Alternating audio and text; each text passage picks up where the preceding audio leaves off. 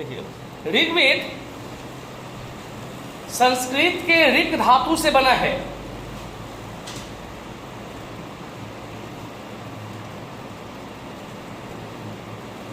ऋग धातु से बना है, जिसका अर्थ होता है छंदोबद्ध रचना। छंदोबद्ध रचना यानी कि छंद में बांधकर रचना किया गया हो, अर्थात अश्लोक।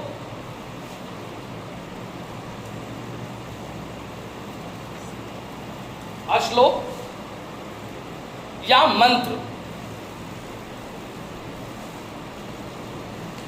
अश्लोक या मंत्र। नेक्स्ट पॉइंट, ऋग्वेद में देवताओं की स्तुति तथा देवताओं की प्रार्थना, देवताओं की स्तुति तथा देवताओं की प्रार्थना के लिए श्लोक दिए गए हैं। श्लोक दिए गए हैं, ठीक है।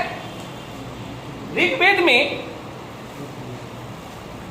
कुल श्लोकों की संख्या 10,462 है। ऋग्वेद में कुल श्लोकों की संख्या 10,462 है।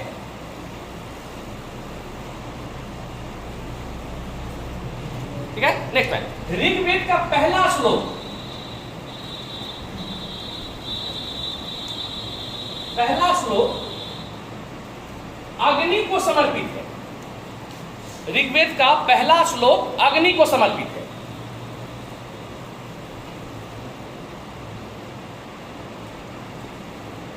ठीक है, नेक्स्ट पॉइंट, ऋग्वेद की रचना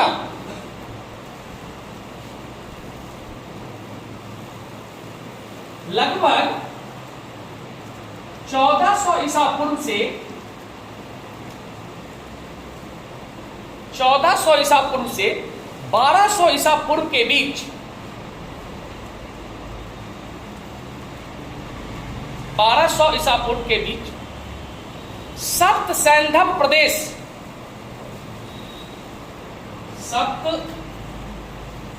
सैंधव प्रदेश में मानी जाती है। सप्त सैंधव प्रदेश में मानी जाती है। सप्त सैंधव प्रदेश किसको कहते हैं? सिंधु तथा सिंधु के जो सहायक नदियां हैं उनके जो क्षेत्र है उसी क्षेत्र को सप्त सैंधव का प्रदेश कहा जाता है। वर्तमान समय में जो आप देखेंगे सप्त सैंधव का जो प्रदेश आता है वो भारत के पश्चिमोत्तर क्षेत्र, जिसमें कुछ पाकिस्तान का क्षेत्र आ जाएगा और कुछ भारत के क्षेत्र चले गए, जिसमें खास करके पंजाब वाला जो क्षेत्र है वह क्षेत्र आपको सप्त सैंधव क्षेत्र के अंतर्गत आता है। इसका मतलब यह हुआ कि क्वेश्चन पूछा जाएगा कि अगर भौगोलिक दृष्टि से देखा जाए तो भारत में आर्य सर्वप्रथम कहां बसे थे, तो यह वही क्षेत्र है जहां पर आर्य बसे थे, अर्थात यह पंजाब का क्षेत्र है। कौन सा क्षेत्र है? पंजाब का क्षेत्र। ठीक है, चूंकि अब पंजाब के क्षेत्र में बसने के पीछे जो सबसे बड़ा रीजन था कि आर्य जब मध्य एशिया से आए तो आने के बाद उनके पास दो जानवर था। एक जानवर था घोड़ा और दूसरा जानवर था गाय। आर्यों के पास दो जानवर थे, जिसमें से एक था घोड़ा और दूसरा था गाय, और दोनों जानवर ऐसा है कि दोनों को सबसे ज्यादा क्या पसंद है? घास। पंजाब का क्षेत्र जो था, ये सप्त सैंधव का क्षेत्र था, यह खूब उपजाऊ क्षेत्र था और यहाँ पर घास खूब हरा हरा उगता था, इसलिए इनका घोड़ा और गाय जो था दोनों यहीं पे रुकना ज्यादा अच्छा महसूस किया। ठीक है, और इसी क्षेत्र में आर्यों ने क्या किया? तो ऋग्वेद की रचना शुरू कर। ठीक है, अब क्वेश्चन ये भी पूछा जाता है कि आर्यों का सबसे महत्वपूर्ण पशु कौन था और आर्यों का सबसे प्रिय पशु कौन था? ठीक है, तो एक आर्यों का सबसे महत्वपूर्ण पशु था और दूसरा सबसे प्रिय पशु था। मीन्स गाय जो था ये आर्यों की अर्थव्यवस्था का द्योतक था। अब जैसे मान लिया जाए कि अभी किसी के दरवाजे पे 20 को फॉर्च्यूनर लगा हुआ, तो उसको लोग बुझेगा संपन्न व्यक्ति है। उसी तरह से उस समय में अगर किसी के दरवाजे पे किसी के पास अगर 20 को गाय है, मतलब उस व्यक्ति को संपन्न समझा जाता। गाय का इतना महत्व था उस समय कि जैसे समय के लिए गोधुली शब्द का प्रयोग किया गया, बेटी को दुहिता कहा गया, गाय को अघन्या कहा गया। मीन्स कि अब गाय की महत्ता इतनी अधिक हो गई थी कि लोग हर चीज का संबोधन किससे करने लगे? गाय से जोड़ के करने लगे। ठीक है, नेक्स्ट पॉइंट बनाइएगा। ऋग्वेद में कुल 8 भाग हैं।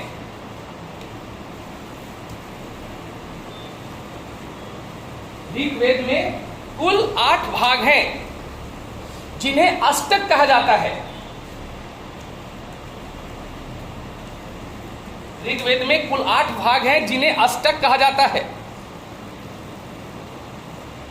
तथा प्रत्येक भाग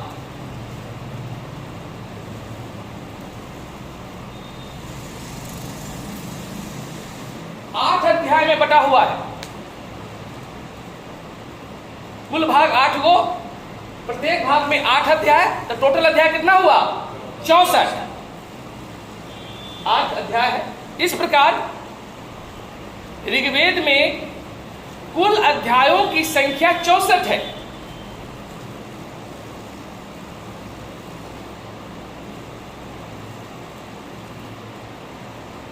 हो गया। नेक्स्ट पॉइंट, ऋग्वेद में 10 खंड हैं। 10 खंड हैं जिन्हें मंडल कहा जाता है। ऋग्वेद में 10 खंड हैं जिन्हें मंडल कहा जाता है, अर्थात ऋग्वेद में मंडलों की कुल संख्या कितनी हो गई? 10।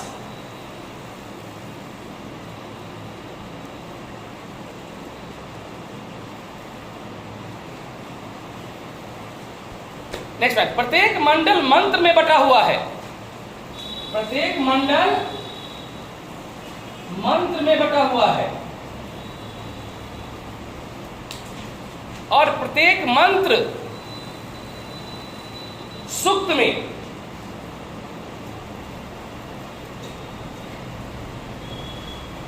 और प्रत्येक मंत्र सूक्त में बटा हुआ है। इस प्रकार ऋग्वेद में सूक्तों की संख्या 1028 है।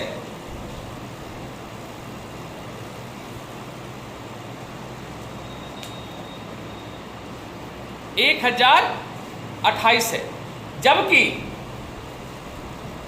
मंत्रों की संख्या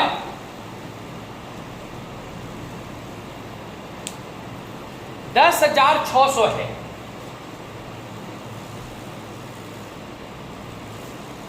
मंत्रों की संख्या 10,600 है। नेक्स्ट, मंत्र या सूक्त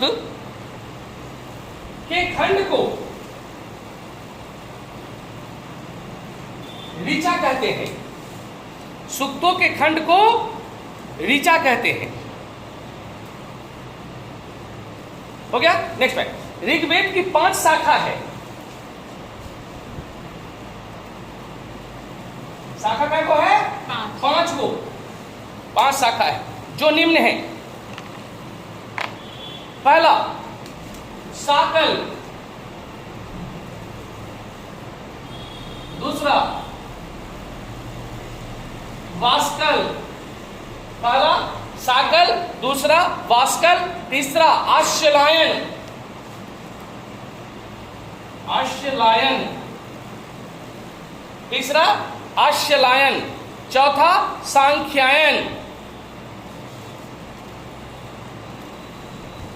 सांख्यायन और 5वां मांडुक्य। ऋग्वेद की कितनी शाखा हो गई? 5। कौन कौन? पहला शाकल, दूसरा वास्कल, तीसरा आश्यलायन, चौथा सांख्यायन और 5वां मांडुक्य। अब इस 5 में से केवल एक ही मौजूद है और वह है शाकल। देखिएगा, ऋग्वेद की शाकल शाखा मौजूद है और इसी को ऋग्वेद कहा जाता है। ऋग्वेद की शाकल शाखा मौजूद है और इसी को क्या कहते हैं? ऋग्वेद कहा जाता है। साकल शाखा को ही ऋग्वेद कहा जाता है।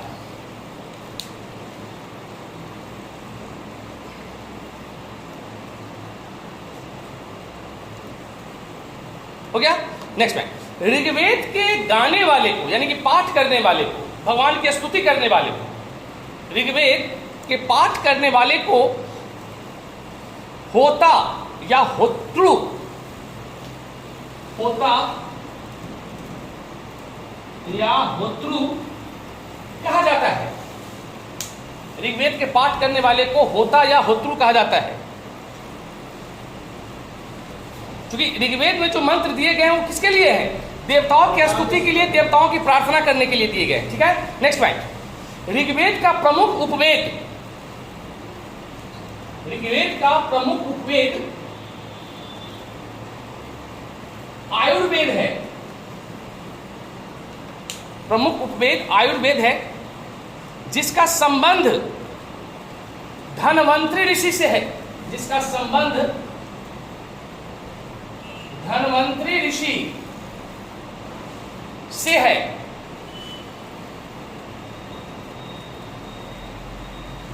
तथा इसका विषय वस्तु, तथा इसका विषय वस्तु चिकित्सा एवं जीवन, चिकित्सा एवं जीवन अर्थात स्वास्थ्य से है। चिकित्सा एवं जीवन अर्थात स्वास्थ्य से है। हो गया।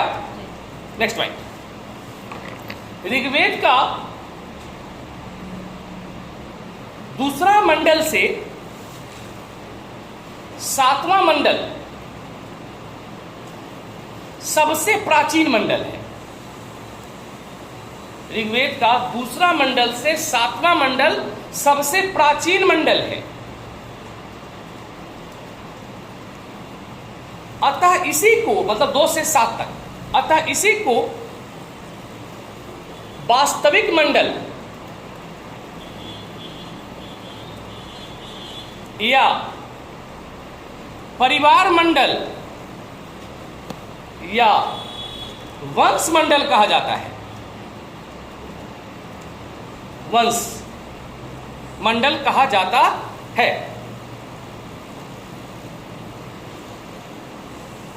Next point. ऋग्वेद का चौथा मंडल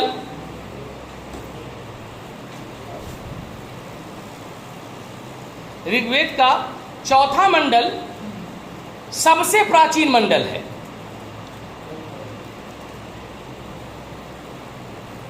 जबकि पहला और 10वां बाद में जोड़ा गया है।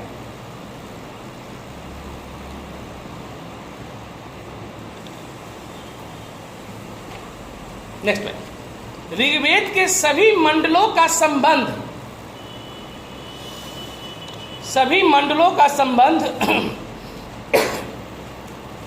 किसी न किसी ऋषि से है, जो निम्न है।